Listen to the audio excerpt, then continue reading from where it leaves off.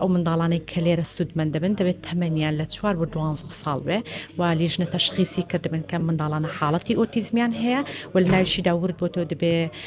حاڵەتی ئۆتیزمی مامناوەند و سووک بیانی تون ناتوانێت ئیسپادە لە ئەو سنتەرانە بکات یعنی بەپێی ڕێنمایەکان ناو وەزارەتی کاروباری کۆمەڵاتی بێت. جا گەورەترین گرفتی خێزانی منداڵانی تایبەت ئۆتیزم ئەوەیە کە لە سنتەرە تەنانەت ئەهلیەکانیش کە بڕەپارەیەکی زۆرشان لێوەدەگیرێ لە دەروی ئیداری ڕاپەڕین لە شارە گەورەکان ئەمان زۆربیان منداڵانی سەر و 13 ساڵ کە کاتێک پێدەنێنێت تەمەنی 13 ساڵی بۆ سەرەوە